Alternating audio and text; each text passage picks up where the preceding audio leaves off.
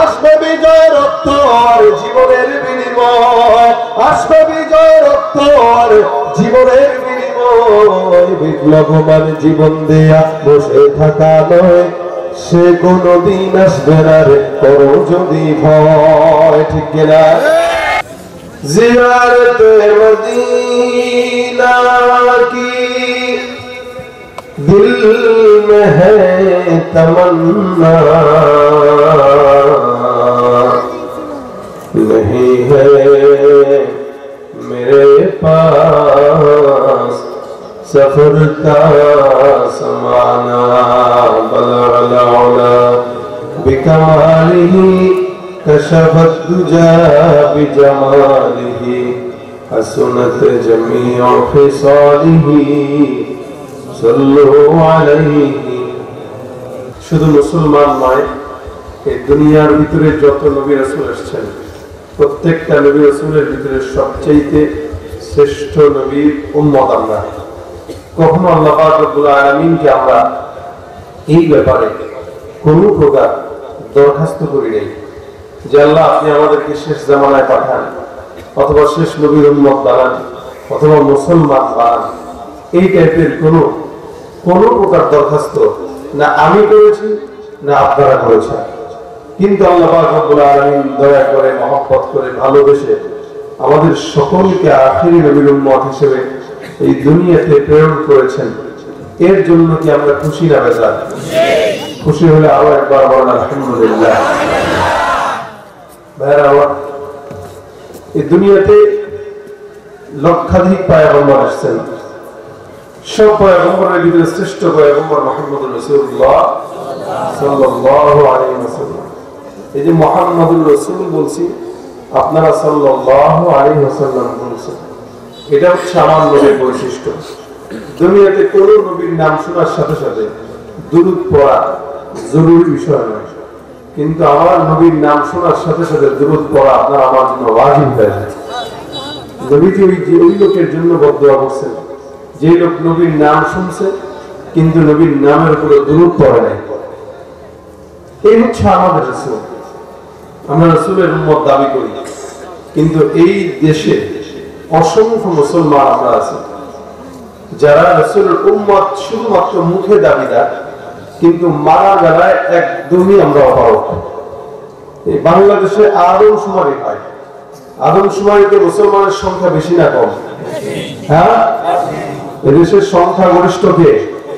মুসলমান। আদমশুমারিতে সংখ্যাগরিষ্ঠে মুসলমানের নাম থাকলেও আমল শুমারি যদি করা হতো অধিকাংশ মুসলমান এই জায়গাটায় ঠকে যেত। তার মানে আমলের দিক থেকে আমরা সংখ্যালঘু আর সংখ্যার দিক থেকে আমরা সংখ্যাগরিষ্ঠ। ঠিক কি হলো? মুসলমান এটা নামে আর নিজেকে দাবির নাম নয়, আমি নামে মুসলমান অথবা দাবিতে মুসলমান, এটা বড় মুসলমানের পরিচয় নয়। মুসলমানের পরিচয় হচ্ছে আল্লাহ পাক রব্বুল আলামিন আমাকে রাসূলের উম্মত বানিয়েছেন, সেই ক্ষেত্রে আমাকে আল্লাহ পাক যা হুকুম হাকাম দিয়েছেন প্রত্যেকটা জিনিসের পুঙ্খানু নিয়ম কানুন মানার নাম হচ্ছে মুসলমান। ক্বালু সামি'না ওয়া আতা'না, আমরা যা শুনবো তাই মানবো, যা শুনবো তাই মানবো, এটা হচ্ছে আমাদের কাজ। কিন্তু আমাদের দেশের মানুষ শুনে না, বুঝেও না, দেখেও না, মানেও না। আল্লাহ পাক যেমন বলেন, যারা শুনে না, দেখে না, বুঝে না, এরা মানুষ না, এরা গরু ছাগলের চাইতেও খারাপ। যাদের চোখ আছে দেখে না, কান আছে শুনে না, অন্তর আছে বুঝে না, এরা গরু ছাগলের চাইতেও কি নিকৃষ্ট। অথচ রাসূল সাল্লাল্লাহু আলাইহি ওয়াসাল্লাম বলেন, তোমাদের দাম কতটুকু দেখো, গোটা দুনিয়াতে যত উম্মত আছে সব নবীর উম্মতরা পিছে পিছে দাঁড়ায় থাকবে, তোমরা আগে আগে জান্নাতে ঢুকবা। আমরা আগে যাবে কারা? আমরা। রাসূল আমাদেরকে আখির নবীর উম্মত হিসেবে আমাদের ব্যাপারে রাসূল সাল্লাল্লাহু আলাইহি ওয়াসাল্লাম বলেছেন, সব নবীর উম্মতদের আগে যাব আমরা জান্নাতে। এটা তো আমাদের জন্য সৌভাগ্যের, কিন্তু আমরা আমাদের নিজেদেরকে না চিনার কারণে আমাদের আমলের হালত দুর্বল, আমাদের ঈমানের হালত দুর্বল। আল্লাহ পাক রব্বুল আলামিন সব নবীদের ভিতর থেকে বাছাই করে যাচাই করে একদম মুহাম্মদুর রাসূলুল্লাহ সাল্লাল্লাহু আলাইহি ওয়াসাল্লামকে সর্বশেষ হিসেবে পাঠিয়েছেন। এত মর্যাদা, এত সম্মান দুনিয়াতে অন্য কোন নবীকে আল্লাহ পাক দেন নাই। মর্যাদা দিতে যে আল্লাহ পাক কোরআনে আদম থেকে নিয়ে ঈসা পর্যন্ত যত নবীর নাম যেখানে প্রয়োজন মোতাবেক বর্ণনা করা দরকার করেছেন, কারো নাম আল্লাহ পাক রব্বুল আলামিন নবী বলে সম্বোধন করেন নাই, শুধু নাম উল্লেখ করেছেন। যেমন আল্লাহ পাক রব্বুল আলামিন মুহাম্মদুর রাসূলুল্লাহ সাল্লাল্লাহু আলাইহি ওয়াসাল্লামের নাম উল্লেখ করেছেন, আদমের নাম উল্লেখ করেছেন। কিন্তু আদমকে আল্লাহ পাক রব্বুল আলামিন নাম ধরে উল্লেখ করেছেন, কিন্তু কোরআনে ফাতিহা থেকে নিয়ে নাস পর্যন্ত একটা জায়গাতে আপনার আমার নবীকে আল্লাহ পাক শুধুমাত্র মুহাম্মদ বলে উল্লেখ করেন নাই। সুবহানাল্লাহ। মানে কথাটা কি বুঝতে পারছেন যেটা দামি নাকি কম দামি? দামি কথা। দামি কথা শুনলে সুবহানাল্লাহ বলা এটা কি ইসলামের আদব না? এজন্য যখন যেখানে যে আদবটা ওখানে দিয়ে এটা মুজাকারা, আমিও বলবো আপনারাও বলবেন।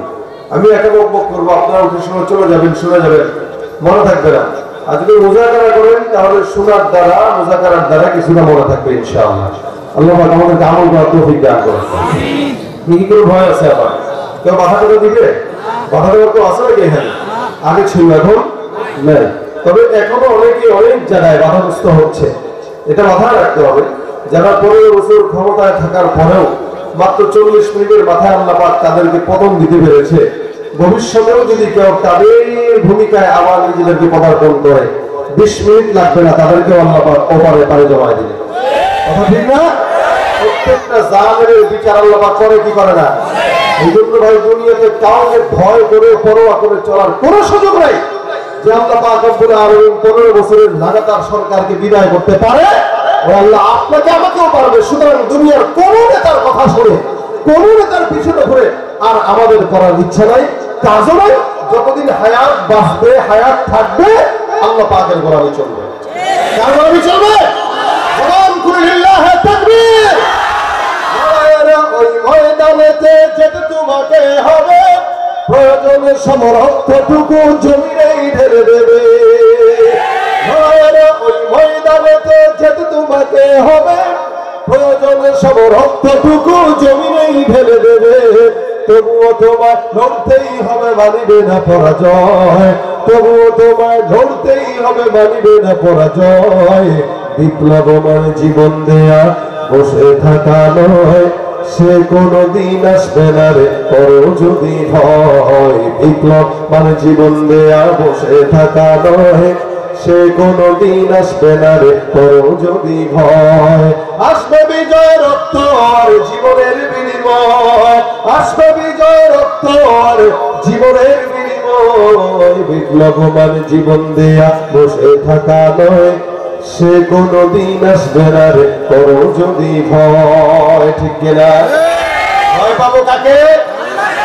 আল্লাহ পাকের ভয় দিলে ঢুকায় দেন, বলেন আমিন। ওই যে বলছিলাম, নবী করিমকে সম্মান দিয়ে আল্লাহ পাক কোন জায়গায় রাসূলের শুধু নাম উল্লেখ করেন নাই, কিন্তু আদমকে নাম ধরে রেখেছেন, নূহকে নাম ধরে রেখেছেন, ঈসাকে নাম ধরে উল্লেখ করেছেন, মূসাকে নাম ধরে উল্লেখ করেছেন।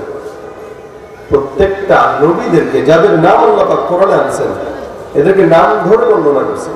কিন্তু সূরা ফাতিহা থেকে নিয়ে নাস পর্যন্ত এক জায়গাতেও শুধুমাত্র মুহাম্মদ আল্লাহ পাক কোথাও উল্লেখ করেন না। সুবহানাল্লাহ। সম্মান বেশি না কম? এই কারণে আল্লাহ পাক বলেন, ইয়া আদম উসকুন আনতা ওয়া যাওজুকাল জান্নাহ। আদমকে আল্লাহ পাক রব্বুল আলামিন নাম ধরে বলেছেন ইয়া আদম।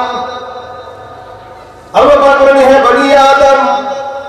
অন্য আয়াতের মধ্যে আল্লাহ পাক রব্বুল আলামিন বলেন ইয়া মূসা লা তাগফ। মূসা পয়গম্বরকে আল্লাহ পাক নাম ধরে উল্লেখ করলেন। আবার আল্লাহ পাক রব্বুল আলামিন অন্য পয়গম্বরকে ডাকলেন ইয়া ইয়াহইয়া খুযিল কিতাবা বিকুওয়া।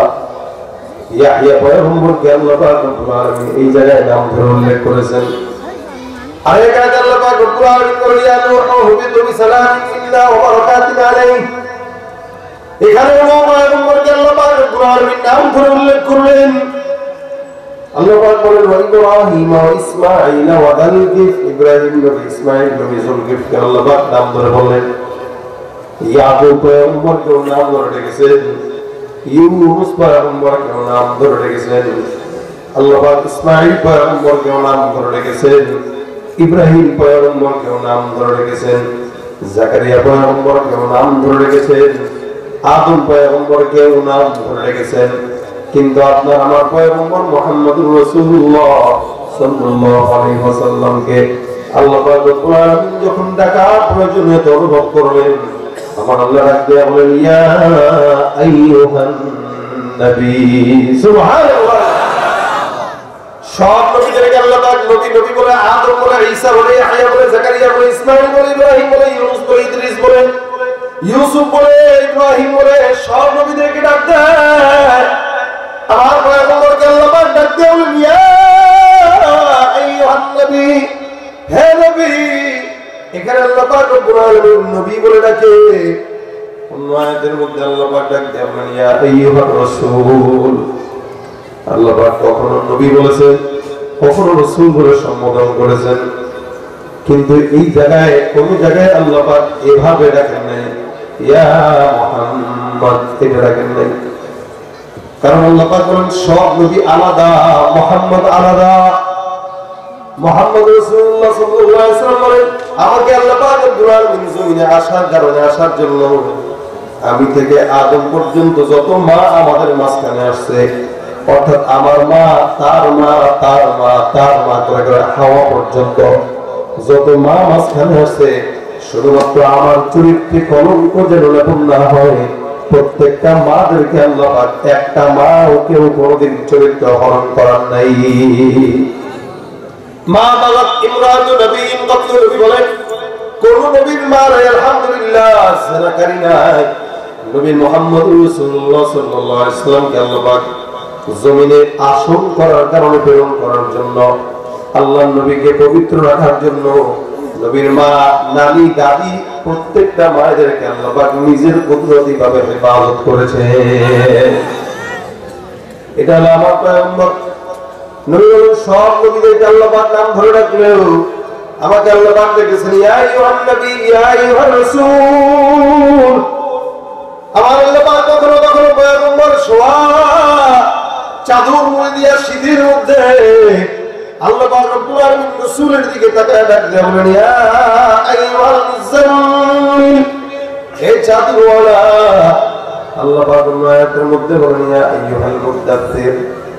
কখনো বলেন হামিম, কখনো ইয়াসিন, কখনো তাহা, কখনো এক একটা নাম লকব লকব লাগায় আল্লাহ পাক ডাকছেন। যদি আল্লাহ পাক রব্বুল আলামিন মুহাম্মদ নাম উল্লেখ করেছেন, মুহাম্মদের পাশে আবার লকবটাও লাগায় দেন, শুধু মুহাম্মদ করে ডাকেন না। আল্লাহ পাক আয়াতের মধ্যে বলেন, ওয়ামা মুহাম্মাদুন ইল্লা রাসূল। মুহাম্মদ তো নয়, তবে তিনি হলেন আল্লাহর রাসূল। সুবহানাল্লাহ। এখানে যদিও মুহাম্মদ উল্লেখ করলেন, তবে রাসূলটা লাগায় দিলেন। তার মানে মুহাম্মদ না, সে কে? রাসূল। কে? মুহাম্মদ না, রাসূল। অন্য আয়াতে আল্লাহ বলেন মুহাম্মাদুর রাসূলুল্লাহ, মুহাম্মদ আল্লাহর রাসূল। আরেক জায়গায় বলেন, লাকাদ কানা লাকুম ফি রাসূলিল্লাহি উসওয়াতুন হাসানা। এখানে আল্লাহ পাক বলেন তোমাদের জন্য রাসূলের ভিতরে উসওয়া হাসানা আছে। আরেক জায়গায় বলেন, লাকাদ জাআকুম রাসূলুম মিন আনফুসিকুম। এখানে আল্লাহ বলেন রাসূল। সব জায়গাতে আল্লাহ পাক নবী অথবা রাসূল সম্বোধন করলেন। যদিও কোন জায়গায় নবী মুহাম্মদের নাম উল্লেখ করলেন, মুহাম্মদের পাশে রাসূল শব্দটা সুন্দর করে আল্লাহ পাক লাগায় দেন। আরেক আয়াতে আল্লাহ পাক বলেন, মা কানা মুহাম্মাদুন আবা আহাদিন মিন রিজালিকুম ওয়ালাকিন রাসূলুল্লাহ, ওয়ালাকিন রাসূলুল্লাহ ওয়া খাতামুন নবিয়্যিন। এখানে আল্লাহ পাক পয়গম্বরের দুইটা পরিচয় তুলে ধরলেন। এক নম্বর পরিচয়, আমার আল্লাহ ডাক দিয়ে বলেন, মুহাম্মদ তোমাদের কোন পুরুষের পিতা নয়। মুহাম্মদের এক নম্বর পরিচয়, তিনি হলেন আল্লাহর রাসূল। দুই নম্বর পরিচয়, তিনি হলেন আখিরি জামানার পয়গম্বর। আমাদের এই জামানার মধ্যে অনেক বেঈমানরা আছে, কাদিয়ানীরা আছে যারা আমার পয়গম্বরের সত্য নবুয়ত মানে না, মনে রাখবেন যারা আল্লাহর হাবিবের শেষ নবীর নবুয়ত মানে না, এরা যতই মুসলমান নামে আমাদের সামনে আসুক, এরা মুসলমান নয়, এরা কাফের। কি হবে শেষ নবীর উম্মত বলে দাবি করে যদি ওই নবীর চেয়ার কাদিয়ানীরা দখল করে? কি হবে শেষ নবীর উম্মত বলে দাবি করে যদি ওই নবীর চেয়ার কাদিয়ানীরা দখল করে? নবীজির জন্য যদি রক্তের বহে নদী, নবীজির জন্য যদি রক্তের বহে নদী, তবুও হটব না এই দাবি থেকে। কি হবে বেঁচে থেকে অযথা বিদ্যা শিখে যদি না করতে পারি শ্বশুরবিহীন সমাজটাকে? নবীর শেষ নবী এই কোনো শব্দ আছে? যারা মানে না তারা কি? তারা কি? আমার আল্লাহ রাব্বুল আলামিন কত মর্যাদা দিয়েছেন, যার কারণে পয়গম্বরকে এক জায়গায় মুহাম্মদ উল্লেখ করেন নাই, যত জায়গায় মুহাম্মদ তত জায়গায় রাসূল। শুধু তাই না, আল্লাহ পাক গোটা উম্মতকে জানায় দেয়, হে উম্মত, তোমরা যারা ঈমানদার আছো, পয়গম্বরের উম্মত আছো, মনে রাখবা, ইয়া আইয়ুহাল্লাযীনা আমানু লা তাজআলু দুআ রাসূল বাইনাকুম কাদুআই বাযিকুম বাযা। হে মুমিনের দল, তোমরা যেরকম একজন আরেকজনকে ভাই ভাই বলে ডাক দাও, একজন আরেকজনকে নাম ধরে ধরে ডাক দাও, আমি তোমাদেরকে নিষেধ করলাম, খবরদার মুহাম্মদ রাসূলুল্লাহ সাল্লাল্লাহু আলাইহি ওয়াসাল্লামকে তোমরা একে অপরের মতো করে নাম ধরে ডাকবা না। যখন ডাকা লাগে ইয়া রাসূলুল্লাহ বলে ডাকবা, সুবহানাল্লাহ। এবং নবীজির সামনে যখন তোমরা থাকো তখন গলার আওয়াজ উঁচু করে কথা বলা যাবে। খবরদার লা তারফাউ আসওয়াতাকুম আলাইকা আল্লাহ ডাক দিয়া বলেন, ইয়া আইয়ুহাল্লাযীনা আমানু লা তারফাউ আসওয়াতাকুম ফাওকা সাওতিন নবী। হে মুমিনের দল, নবীর সামনে যখন থাকবা খবরদার গলা উঁচা করে কথা বলবা না, গলা উঁচা করে কথা বলবা না। নবী যখন কথা বলবে নবীর কথা চুপচাপ করে শুনবা, মনোযোগের সঙ্গে শুনবা। নবীর কথার উপরে কোনো কথা বলা যাবে না। রাসূল সাল্লাল্লাহু আলাইহি ওয়াসাল্লাম আল্লাহর নবীর সামনে একদম ভদ্রতার সঙ্গে আদবের সঙ্গে বসবা। এতটা সম্মান, এতটা মর্যাদা আল্লাহ পাক রব্বুল আলামিন আপনার আমার পয়গম্বরকে দিয়েছেন। আদম থেকে ঈসা পর্যন্ত আর কোন নবীকে আল্লাহ পাক এত মর্যাদা দেন নাই। সুবহানাল্লাহ। আমরা ওই নবীর উম্মত হওয়ার পর আমরা নিজেদের মর্যাদা নিজেরা বুঝি না, যার কারণে তো অধিকাংশ যুবকরা এই রাসূলের সুন্নাত, এই দাড়িটা ওয়াজিব আমল রাখতে পারে না। অধিকাংশ উম্মত দাবি করে কিন্তু নবীর যে সুন্নতের লেবাস, নবীর যে সুন্নতের পোশাক, এটা হইতে পারে না। কেমনে পারবে? দাবিটা তো খালি মুখে। আল্লাহ রাব্বুল আলামিন এই কারণে বলেন, হে উম্মত, দেখেন কোন নবীর বেলায় আল্লাহ পাক রব্বুল আলামিন এরকম আয়াত নাযিল করেন নাই। আমার আল্লাহ পাক রব্বুল আলামিন নামাজ লাগে না, রোজা লাগে না, হজ লাগে না, যাকাত লাগে না, কারণ আল্লাহ কার ইবাদত করবে? আমরাই তো তার ইবাদত করি। কিন্তু আল্লাহ পাক রব্বুল আলামিন একটা আমল নিজে করেন। আল্লাহ বলেন, ইন্নাল্লাহা ওয়া মালাইকাতাহু ইউসাল্লুনা আলান নবী। নিশ্চয়ই আল্লাহ আর আল্লাহর সব ফেরেশতারা ওই পয়গম্বরের উপরে রহমত বর্ষণ করে। সুবহানাল্লাহ। আল্লাহ পাক নিজে রহমত বর্ষণ করে, নিজে দরুদের দরুদ পৌঁছায়, নিজে আল্লাহ পাক পয়গম্বরের রওজার ভিতরে রহমতের বাণী পৌঁছায়।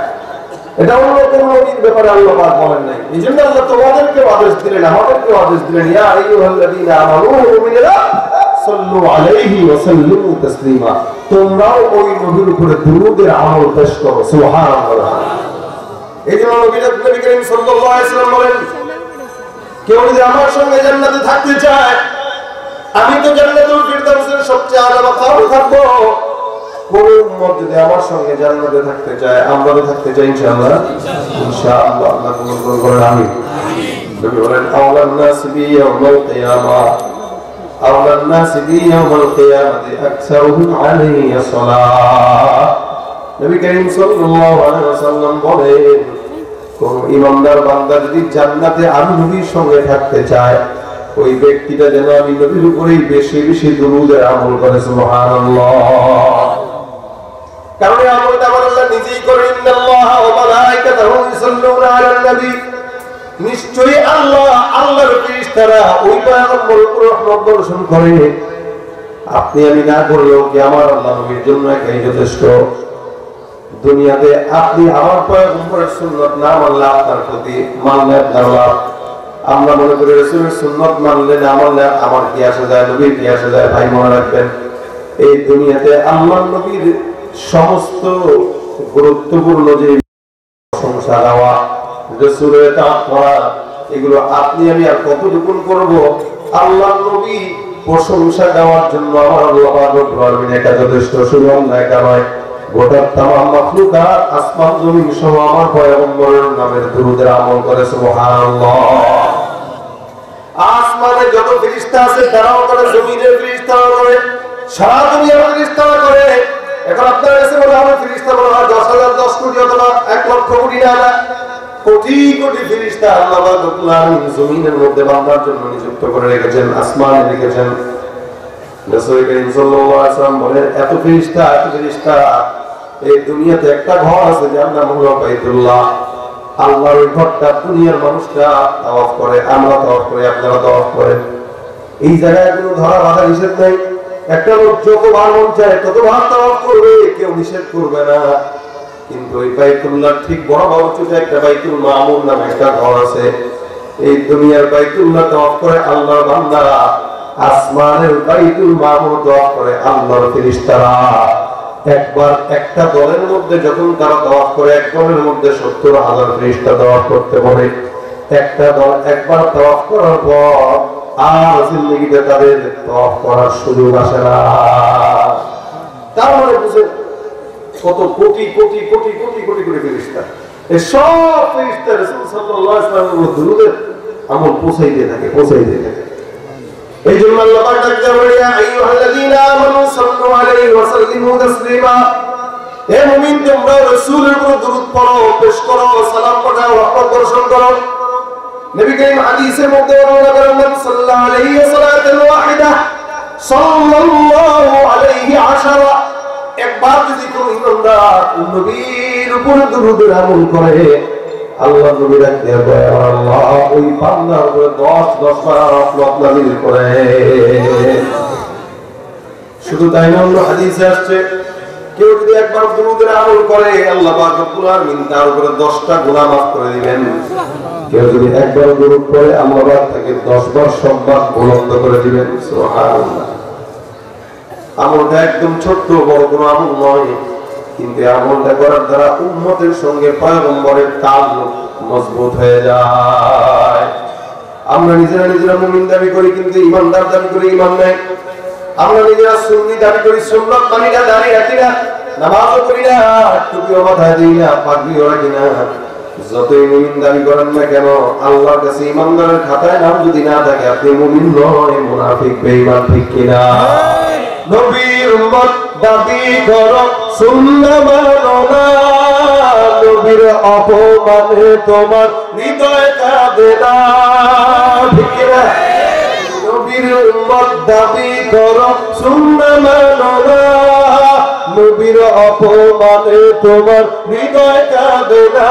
তুমি বিজাতীয় সংস্কৃতিতে ছুপেছো পরাণ, তুমি বিজাতীয় সংস্কৃতিতে ছুপেছো পরাণ। তুমি কেমন মুসলমান, তুমি কেমন মুসলমান? নামাজের সাথে নাই পরিচয়, মানো না কোরআন। নামাজের সাথে নাই পরিচয়, মানো না কোরআন। তুমি কেমন মুসলমান, তুমি কেমন মুসলমান?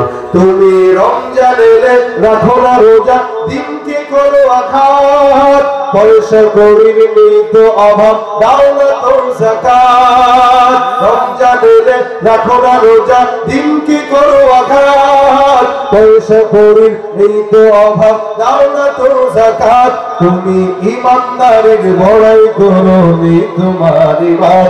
তুমি ইমানদারের বড়াই করো, নেই তোমার ইমান। তুমি কেমন মুসলমান, তুমি কেমন মুসলমান, নামাজের সাথে নাই পরিচয়, মানো না কোরআন, তুমি কেমন মুসলমান, তুমি কেমন মুসলমান। মুসলমান নামের নাম নাকি কামের নাম? কথা কয় না? কিসের? একটা কেউ কয় নামে, কেউ কয় কামে। আচ্ছা বলেন, বাজার থেকে যখন আম কিনেন, আমটা কি দেখে কিনেন? কালার আর ঘ্রাণ। হয়তো না কেনেন, ঘ্রাণটা যদি সুন্দর হয় কিন্তু কালারটা কেমন জানি লাগতেছে, অনেকে কিনে না। কালারও লাগে, ঘ্রাণও লাগে, তাহলে আমটা মজা লাগে, মিষ্টিও হয়। আপনি খালি দাবি করলেন আমি মুমিন, কিন্তু আপনার কাছে ঈমানের ঘ্রাণও নাই, কালারও নাই। আল্লাহ বলেন ওয়া হুম বিমুমিনিন, একটা মুমিন না, সব ভণ্ড মুনাফিক। এজন্য ঈমানদার দাবি করার নাম না, এটা মানার নাম। কিসের নাম বলেন? কিসের নাম? সামি'না ওয়া আতা'না, যা শুনিব তাহাই মানিব।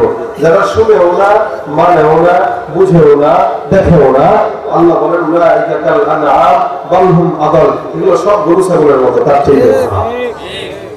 লাহুম কুলুবুন লা ইয়াফকাহুনা বিহা, আর লাহুম কুলুবুন লা ইয়াফকাহুনা বিহা ওয়া লাহুম আ'ইনুন লা ইবসিরুনা বিহা ওয়া লাহুম আযানুন লা ইয়াসমাউনা বিহা উলাইকা কাল আনআম বাল হুম আদাল উলাইকা হুমুল গাফিলুন।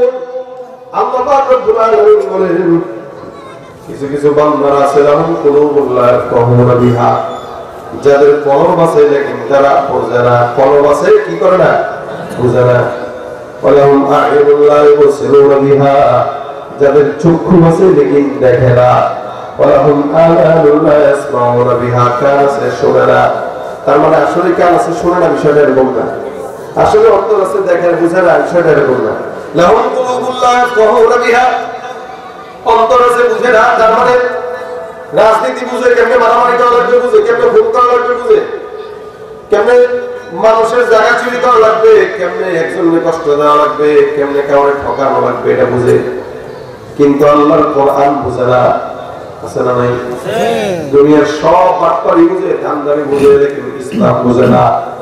আল্লাহ বলেন লাহুম কুলুবুন লা ইয়াফকাহুনা বিহা, এদের কলব আছে লেকিন এরা বুঝে না। ওয়ালাহুম আ'ইনুন লা ইবসিরুনা বিহা, এদের চক্ষু আছে লেকিন দেখে না। চক্ষু আছে দেখে না, তার মানে চোখ আছে আসলে দেখে না, বিষয়টা এমন নয়। চক্ষু দিয়ে আল্লাহর কোরআন দেখে না, কিন্তু ঠিকই চার দোকানে বসে স্কুলের গেটের সামনে বেগানা নারীরা দেখে। আমাদের দেশের মুরব্বীরা অনেক সময় স্কুলের সামনে বসে বসে দেখে গো, আসলে চোখ আছে, চোখ দিয়ে কোরআন দেখে পড়তে পারে না, কিন্তু নারী দেখে ঠিকই, হারাম দেখে ঠিকই, মুভি দেখে ঠিকই, নাটক দেখে ঠিকই। এমন কোনো কিছু নাই হারাম যেটার দিকে তার নজর নাই। আল্লাহ বলেন লাহুম আ'ইনুন লা ইবসিরুনা বিহা, চক্ষু আছে লেকিন দেখে না। তার মানে আল্লাহর কোরআন দেখে না। ওয়ালাহুম আযানুন লা ইয়াসমাউনা বিহা, কান আছে শুনে না, আল্লাহর কালাম শুনে না, কিন্তু গানের আওয়াজ একটাও মিস যায় না, সব কানে ঢুকায়। আমার আল্লাহ রাখতে হবে উলাইকা কাল আনআম, এগুলো সব গরু ছাগলের মতো, হায়াওয়ানের মতো, জানোয়ারের মতো। গরু ছাগলের চক্ষু আছে কিন্তু ক্ষেতের মধ্যে হাঁটতে দিলে আইলে হাঁটবে না, সোজা হাঁটবে, ক্ষেত খাবার নষ্ট করবে, ফসল নষ্ট করবে। চক্ষু আছে দেখলো কই? এর আসলে অন্তর আছে কিন্তু বোঝে না। বোধ শক্তি না থাকার কারণে তো মানুষের আইল নষ্ট করে, ক্ষেত নষ্ট করে, ফসল নষ্ট করে। ওয়ালাহুম আযানুন লা ইয়াসমাউনা বিহা, কান আছে শুনে না। আপনি গরুরে ছাগলরে যতই কানের সামনে নিয়ে পূজার দোষ করে বাইরে, আর দয়া করে পাশের বাড়ির ক্ষেতের কোনো ফসল খাইস না, দেখবেন আপনার কথার থোড়াই কেয়ার করবে। কান তো আছে কিন্তু শুনে না। আল্লাহ বলেন এই টাইপের কিছু মানুষ আছে যাদের কান আছে শুনেও না, চক্ষু আছে দেখেও না, অন্তর আছে বুঝেও না। আমার আল্লাহ বলেন সব হায়াওয়ান, জানোয়ারের মতো, ঠিক কিনা? ভাইরা আমার খুব বুঝেন, একটা মানুষকে আল্লাহ পাক এত সম্মানিত বানানোর পর কেন আবার তাকে হায়াওয়ানের মতো বললেন, জানোয়ারের মতো বললেন? খুব বুঝবেন ভাইরা আমার। এই যে বলেন মুসলমান, আমাদের উপরে রাসূলের সুন্নাত আদায় করা দরকার আছে না নাই? নামাজ ফরজ আমাদের উপরে নাকি কুকুরের উপরে? আমাদের উপরে। আমাদের উপরে নামাজ ফরজ, রোজা ফরজ, হজ ফরজ, যাকাত ফরজ। এগুলো সব আমাদের উপরে খরচ করলেন, কিন্তু আমরা এগুলো পালন করি না। আর তুমি মুসলমান, তোমার উপরে নামাজ ফরজ, তুমি নামাজ পড়ো না। তুমি মুসলমান, তোমার উপরে রোজা ফরজ, তুমি রোজা রাখো না। গরু ছাগল রোজা রাখে না, গরু ছাগল নামাজ পড়ে না, কুকুর বিড়াই নামাজ পড়ে না। আল্লাহ কয় কুকুরও নামাজ পড়ে না, তুমি মুসলমান, তুমিও নামাজ পড়ো না। কুকুরও যাকাত দেয় না, তুমি মুসলমান, তুমিও যাকাত দেয় না। তার মানে তোমার মধ্যে, কুকুরের মধ্যে, হায়াওয়ানের মধ্যে কোনো পার্থক্য নাই। আমার আল্লাহ পাক রব্বুল আলামিন পরবর্তীতে বলেন, বান্দাহুম আযাব, এগুলা কুকুরের চাইতেও খারাপ। একটা বান্দা কুকুরের চেয়ে খারাপ কেমনে হয়? বলেন তো, এলাকার মধ্যে চান্দা আছে না নাই? আচ্ছা, 15 বছর ছিল, এখন নাই? হ্যাঁ, আছে আছে, বেশি। এখন যারা আছে এরা আমার আমি কাউকে দোষারোপ করবো আর কাউকে ভালো বানাবো, বিষয়টা এমন না। আমি এই জন্যই বলি সবসময়, ইসলাম ছাড়া যত দল আসবে, যত দল যাবে, সবগুলা একই পাখির দুই ডানা। একই পাখির দুই ডানা, যেটা গেছে রয়েছে, যেগুলো আসবে রয়েছে। আপনারা ঠিক করলেও ঠিক, না করলেও ঠিক। মনে করতেছেন হুজুর ভয় টয় লাগে না? আরে ভাই, যেগুলো ক্ষমতায় ছিল, ক্ষমতায় থাকাকালীন এগুলো চোর বলছি, ভয় লাগে না। এখন যারা ক্ষমতা নেয় এদেরকে বলতে সমস্যা নেই। আমার কথা হলো, যারা ইসলামের বিরুদ্ধে, যারা হকের বিরুদ্ধে, যারা মানবতার বিরুদ্ধে, আমরা সবাই তাদের বিরুদ্ধে। কথা ঠিক না? বাংলার জমিন থেকে একজনকে বিদায় করবে, আরেক দল আসবে, যারা আসবে, যারা যাবে, সব এক। শরিয়ত ছাড়া, খেলাফত ছাড়া, ইসলামী আইন ছাড়া শান্তি বাংলার জমিনে কোনোদিন আসতে পারে না। কোথায় শান্তি খুঁজেন? কোন দলে শান্তি নাই কোরআন ছাড়া। আপনি এখানে খুঁজেন, ওখানে খুঁজেন, পশ্চিম কেন শান্তি আছে?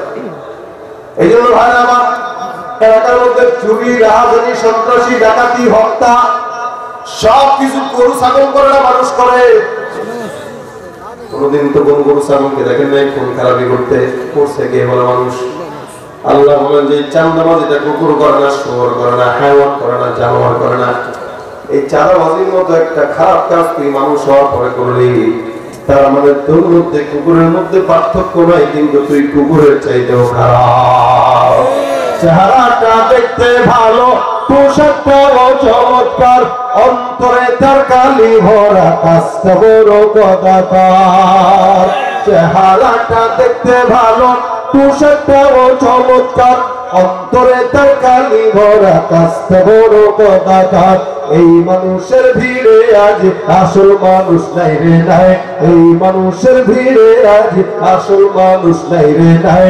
মানুষ দেখতে চলো এবার জাদু ঘরে যাই সবাই, রাস্তা ঘাটে যায় না চলা এই মানুষের ভিড়ে, ওই ভিড়ের মাঝেও আবার কেহ অন্যের পকেট মারে।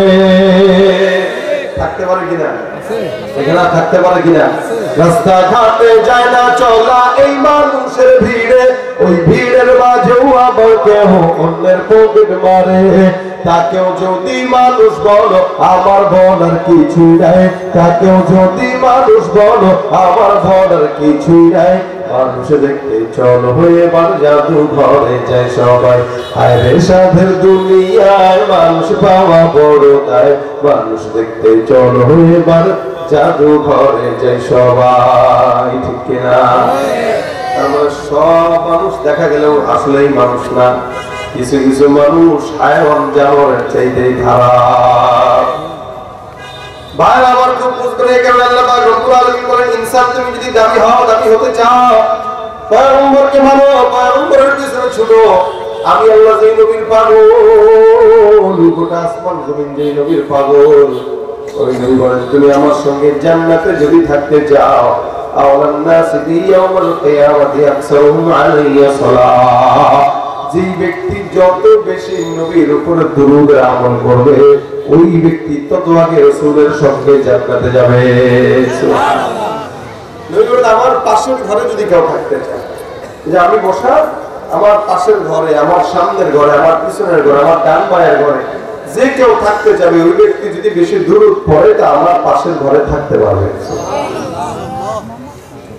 আল্লাহ রাব্বুল আলামিন নিজেই তো বলেন, হযরত শফিঈ রাহমাতুল্লাহ আলাইহি অনেক বড় একজন বুজুর্গ ছিলেন, উনি বর্ণনা করেন, আমি একবার হজের সফরের মধ্যে গেলাম। হজের সফরে হজ যখন করতেছি, তার কাবা যখন তাওয়াফ করি, কাবা তাওয়াফ করা অবস্থায় এমন একটা যুবককে আমি দেখেছি, যে যুবকটা আল্লাহর ঘর তাওয়াফ করা অবস্থায় কোন দোয়া পাঠ করে না, শুধুমাত্র একটা দোয়া পাঠ করে, সেটা আমার পয়গম্বরের নামের দরুদ। আল্লাহর ঘর তাওয়াফ করে আর বলে সাল্লাল্লাহু আলাইহি ওয়াসাল্লাম, সাল্লাল্লাহু আলাইহি ওয়াসাল্লাম। আমি চিন্তা করলাম কি ব্যাপার, মানুষ যখন তাওয়াফ করতে আসে, আল্লাহর ঘর তাওয়াফ করে, আর এখানে নানান রকমের দরুদ পড়ে, দোয়া পড়ে, আল্লাহর কাছে চায়, কিন্তু এই যুবকটা কোনো দোয়া দরুদ নাই, কেবলমাত্র পয়গম্বরের নামের দরুদ পড়ে। তাওয়াফ করার পর আমি আমার যুবককে জিজ্ঞাসা করলাম, যুবক ভাই, কোন জায়গা থেকে আসছো? বলে আমি বাগদাদ শহর থেকে হজ করার জন্য আসছি। তোমাকে আমি বাইতুল্লাহ তাওয়াফ করতে অবস্থায় অন্য কোন দোয়া করতে দেখি নাই, তুমি বারবার কেবল পয়গম্বরের সামনে দরুদের দোয়া করলা। ব্যাপারটা বুঝলাম না, তুমি বারবার আল্লাহর ঘর দোয়া করার কেন দরুদ পড়ো? এছাড়া কি অন্য কোনো দোয়া তুমি পারো না? খুব বুঝবেন যুবকটা ডাকতে বলে, ও আমার পীর, হুজুর আমি আপনাকে চিনি না, তবে আমি আমার জীবন ঘনিষ্ঠ ঘটনা শোনাই। বাগদাদ শহর থেকে আমি হজ করার জন্য রওনা হয়ে গেছিলাম। হজের মাঝখানে, আসার মাঝখানে, সফরের পথে আমার বাবা হঠাৎ করে অসুস্থ হয়ে গেল। আমার বাবার সেবার জন্য একটা জায়গায় আমি অবস্থান করলাম। একদিন, 2 দিন, 3 দিন, হঠাৎ করে আমার বাবা মুমূর্ষ অবস্থায় জমিন থেকে বিদায় হয়ে গেল। আমার বাবা সুস্থ সবল সুঠাম দেহের সুন্দর একজন তৎপর মানুষ ছিলেন। আমার বাবার ইন্তেকালের পর আমি তার চেহারার দিকে তাকায় দেখলাম, আমার বাবার চেহারাটা কুৎসিত কালো হয়ে গেছে। এমন কালো চেহারা আমি আমার জিন্দেগিতে কোনোদিন দেখি নাই। আমি ভয় পেয়ে গেলাম, কি ব্যাপার, আমার বাবার চেহারা কালো হলো কেন? না জানি এমন কোন গুনাহ আছে আমার বাবার জিন্দেগিতে, যে গুনার কারণে আমার বাবার চেহারা কালো হয়ে গেছে। আমি ভয় পেয়ে গেলাম। চিন্তা করলাম 2-4 জনকে ডেকে সুন্দর করে জানাজার নামাজটা পড়া, লাশটা দাফন দিয়ে দিতে পারলেই বাঁচা যায়। কিন্তু আল্লাহর কসম, এলাকার যত মানুষকে ডাকলাম, একটা মানুষ আমার বাবার জানাজা পড়ার জন্য আসতে রাজি হলো না। তার চেহারা দেখার পর আমি পেরেশান হয়ে গেলাম। রাতে আমার বাবাকে আমি লাশটার সামনে নিয়ে বসা, আমি আমার বাবার টেনশনে রাখছি, বাবার কিনারে ঘুমায় গেলাম। ঘুমের মধ্যে স্বপ্ন দেখলাম, চমৎকার একজন টকটকে যুবক, যুবকটা আমার স্বপ্নের ভিতরে আমার ঘরে ঢুকলো। আমার বাবা শোয়া, বাবার চেহারা কালো। আমি তাকায় দেখলাম ওই যুবকটা সুন্দর করে আমার বাবার সামনে আসলেন। আসার পরে আমার বাবার কপালের মধ্যে সুন্দর করে হাতটা বলে মুখটা মুছে দিলেন। আমি তাকায় দেখি স্বপ্নের ভিতরে আমার বাবার চেহারা নূরে নূরান্বিত আলোকময় হয়ে গেছে। আমি জিজ্ঞাসা করলাম, আপনি কি? আপনাকে চিনলাম না। যুবকটা আমার ডাকতে বলে, যুবক কেমন? আমাকে চিনলাম না, আমি হলাম আখির জামানার পয়গম্বর মুহাম্মদুর রাসূলুল্লাহ। আল্লাহর নবী যখন নিজের সমস্ত পরিচয় দিলেন, যুবক ডাক দিয়ে বলেন, ইয়া রাসূলুল্লাহ, আপনি আমার কাছে আসছেন পয়গম্বর, আপনি বলেন আমার বাবার এমন কি অন্যায় ছিল যার কারণে আমার বাবার চেহারাটা কালো?